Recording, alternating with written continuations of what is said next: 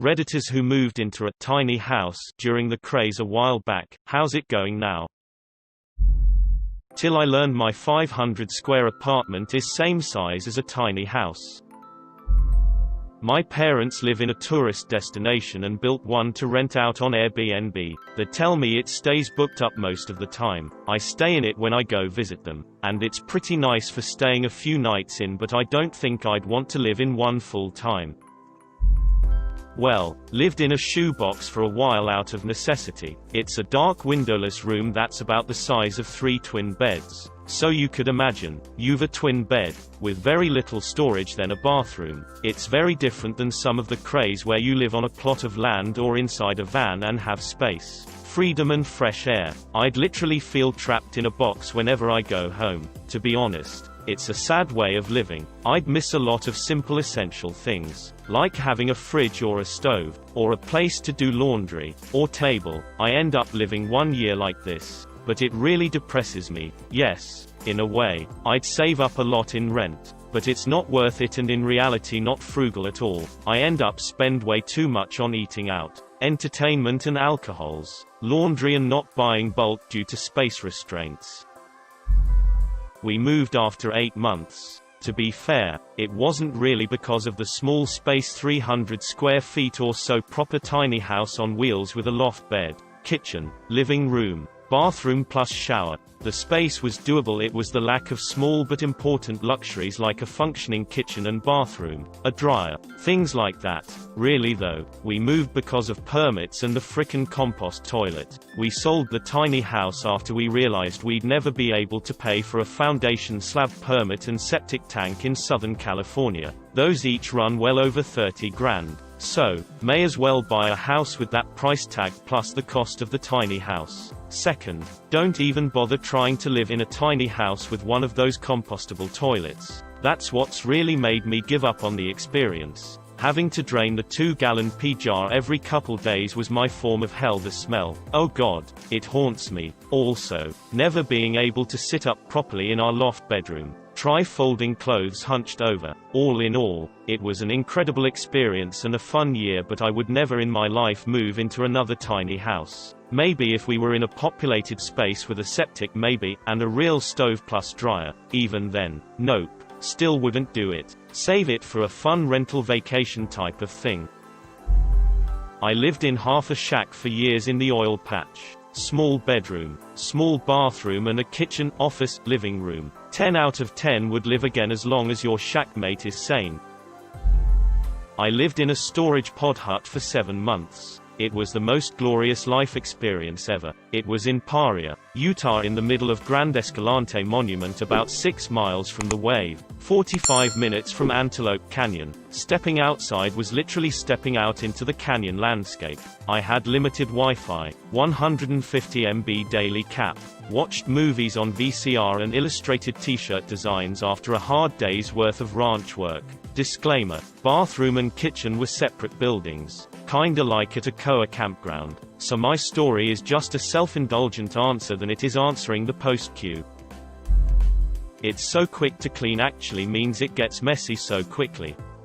There's always a fight about mess or clutter. You quickly realize all the mistakes you made in design once it's too late to change. Mine will never look as beautifully decorated and spotless as all the ones you see online. I don't know where all their shit is. There's no room to exercise if it's freezing or pouring rain. We are on 50 amps, so we can't have the heater or AC running at the same time as the microwave. Hot plate can't be going at the same time as the oven, etc. Smaller water heater, since we don't have a tankless, means fighting over who gets to shower first and who has to wait an hour. Christmas season is upon us and gifts are shoved in every corner since I can't find anywhere to put them. Your car becomes a second closet. You get some quality bonding time from having to get ready in the bathroom while your soap poop's a mere foot away if you're lucky enough to have a bathroom that big. In all seriousness, this is a curated list of the worst things. Overall, it's helped me save a ton on rent, and was the perfect situation since I have parents whose property I can mooch off of. We are eager to get a real house, but could continue on for another couple years if need be. Even with all the design flaws I've noticed, you find a way to make it work and realize you don't need as much space as you think. You get rid of unnecessary items easily, quickly deal with miscellaneous bills and papers, learn to do dishes in a timely manner, and figure out how to be more efficient with the resources you have. For tons of people it can be long-term. My grandma lived in a tiny cabin on my parents' property for almost 20 years. But for a couple who wants to be able to work from home, have pets, and have space to move, maybe not the best idea. My dad lived on a 20-foot sailboat in Florida for a few years, and when we were kids we'd visit him for the entire summer. One adult, one medium-sized pitbull, and 3 kids ranging from age 7 to 12 all on a gutted 20-foot boat wasn't exact ideal, but we made it work. We had it docked at a marina that had a simple bathroom and shower, and I believe he paid about $50 per month for the slip lease. Had shore power for our little TV and microwave, and a water spigot at the dock for drinking, cleaning fish, washing stuff off. It was incredibly hot on the inside. Imagine a fiberglass coffin just sitting in the hot Florida sun, baking the corpse inside. We were those corpses. The bed was a slab of foam that my siblings and I shared, but I opted to take a sleeping bag towards the back to avoid the excess body heat from everyone. My dad usually slept in a chair he had set up in front of the TV, his preference. As far as the actual lifestyle associated with living in spaces that cramped, it wasn't all bad. We'd take the boat out in the Gulf on the weekends, fish, barbecue, and explore mangroves, sandbars. Our grandparents lived in the area and had a pool, so hanging out with them was always fun. We didn't need to grocery shop often as we had some crab traps we'd toss overboard in the marina and haul up enough crab and even some edible fish that would feed us for a couple of days. Got to see a lot of manatees, which was pretty cool. I wouldn't be opposed to living on a boat again, but it'd need to be at least 45 feet and more modernized. Hard pass on living on a floating construction site again. Actually, my wife and I and 2 daughters, 3 and 5 years old, moved into a 40-foot RV for 2.5 years while I attended grad school. We wouldn't trade the experience for anything. We really had a lot of fun traveling and being outside. Admittedly, our experiment was made much more successful because we were living in Monterey, CA, and the weather and surroundings offered dozens of different activities to do. Today we do live in a slightly larger than average home. Up until a few months ago, we still spent 3 to 4 months a year on the road and lived out of our motorhome while I worked. Again, we miss these kinds of trips and adventures. From our perspective, living in tight places is comfortable as long as it is optional. If we were forced to live like that, it might not be as fun. That said, my retirement plan includes living part-time in an RV 6 to 9 months a year and volunteering in the national park system. I look forward to embracing that lifestyle again.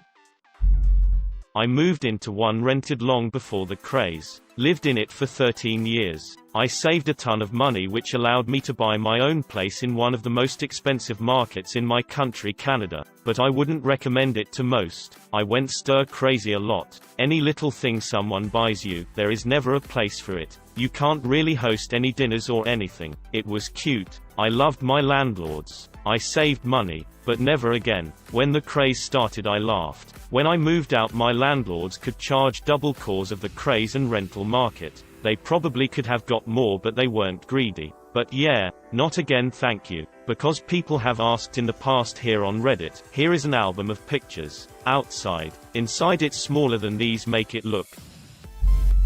My wife and I bought a tiny place years ago, and it was great for us because it was affordable. No way we could have bought a traditional sized place at the time. It allowed us to get out of ever increasing rent and build equity. And it forced us to live, and consequently spend, more consciously because of the limited space. It was a great financial decision. Then, as tiny houses got trendy, they started getting expensive, which defeats the entire point.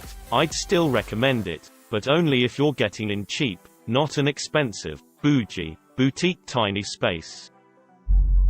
Last year I purchased a 12x28 building from a friend. He'd built it as an addition onto his house, but built it on 4x6 runners so it could easily be moved if necessary. He was going to buy the property he was renting, and then things turned sour with the landlord, so he offered to sell the building to me. For $2,000 I got a 12x28 building with metal sides and metal roof. Electric was already ran in it to a central location where I could install an electric panel, and it was heavily insulated with 4 of hard foam insulation and then R19 fiberglass on top of that. In my backyard I had a concrete pad that was the exact right size that used to be where the ice house was for my town, before people had refrigerators. I bought it with the intention of turning it into a home office, man cave. Well, not too long after that, my family made the decision to put my grandfather into an assisted living facility. My dad lived with him in an apartment and helped take care of him, but it was beginning to be too much for my dad to handle. My dad doesn't make enough to afford a place on his own without being severely stretched financially, so I offered to turn it into a cabin for him. It's worked out quite well. It's insulated so well that he barely burns any propane heating it in the winter, and the 9000 BTU mini-split unit I installed makes it so cold during the summer you could hang meat. He does want a larger hot water heater. The 6-gallon isn't enough. We're going to upgrade him to a 15-gallon soon. Beyond that, he is very happy with the situation and his small house. He's been living in there for 13 months now with no issues. Living in a classic tiny house on wheels here. I bought the unfinished frame several years back and now live in the finished 170 square feet including the sleeping loft house. There are pros and cons. It is not for everyone, but the shorter list of pros outweighs the cons for me. Pros: I have a house. My own house. No matter what, I can Airbnb it potentially down the road. Cons: instead of feeling greater freedom, I often feel less independent because I need help moving it, will probably be living on other people's property for a good while, etc. Sometimes it is a money sink, either due to maintenance, moving it, or expensive. It's a pain and major stress to move. I rent a separate studio for my work, and I have a yoga membership in part to have better longer showers, which add to any rent. Since I built it with off-grid in mind, it is not equipped to be hooked up to city utilities. Thus I have to be very thrifty with my water usage so I don't have to fill up my water tank as often. Will eventually change this.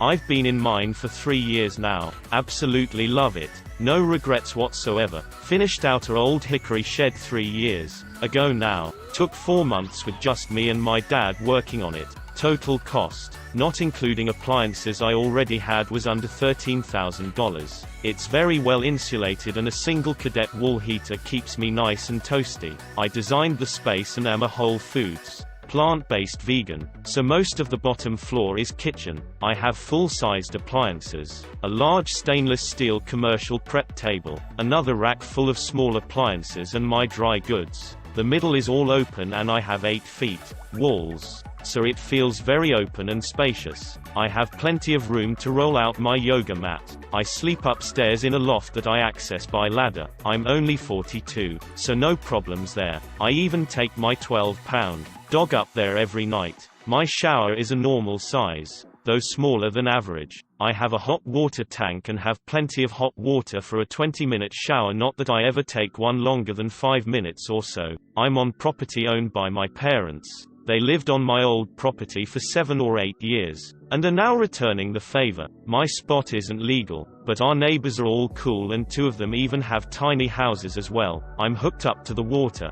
electricity, cable and septic here. I love everything about it. I'm near Seattle and in warmer months, I'm outside almost all of the time. I run year-round and have a lot of friends and family in the area. Plus I'm actively dating, so I'm not home all the time. When I am, I'm working. I've been self-employed for over 20 years now and work from home. We bought one to rent out and then we got 30 days notice 3 days after it was delivered. We had to put most of our stuff in storage and the closest lot to where we were was an hour drive away in the middle of nowhere. This Christmas it will have been a year. I am a 17-year-old 16 when we moved living with my single mother. The concept of living in a loft seemed cool to me and I thought I would enjoy it. I didn't and don't. I hate it here. It may be because I have to drive about an hour to an hour and a half to school each day. It may be that I have to drive that distance to be with my friends. It may be that our internet at its fastest only allows me to watch YouTube in 144p and it doesn't allow me to play video games anymore. It may be that I'm just an angsty teenager. But I hate it. Living in that close quarters with someone is enough to drive me crazy. I can hear her eat, sleep, sing ugh, go to the bathroom ugh, just everything. It's made me hate my only living relative. That's hard to do. Moved into a converted school bus about 4 years ago. It's going great. I pay about a quarter of what most of my peers pay to live in the Bay Area. My wife and I love the space. I was already living in a tiny house Airstream trailer because I was on tour with the circus for several years when the craze first started. Could not comprehend why people would want to do this. Things are much better now that I'm off the road. I bought my first house, a 3-bedroom on a corner lot, and love it. My dog can actually run around outside without a leash. I have flat walls on which to hang things. Every one of my earthly possessions doesn't have to fit, Tetris-like, into a space under my bed, or be velcroed in place for transit. I can take showers longer than 5 minutes. I can take baths. Take it from someone who spent 6 years living in tiny house conditions professionally. It's miserable. Don't do it. The trailer is still parked in my backyard. Maybe I'll fix it up one day and sell it to my sister, who is still fixated on the tiny house movement. It's great.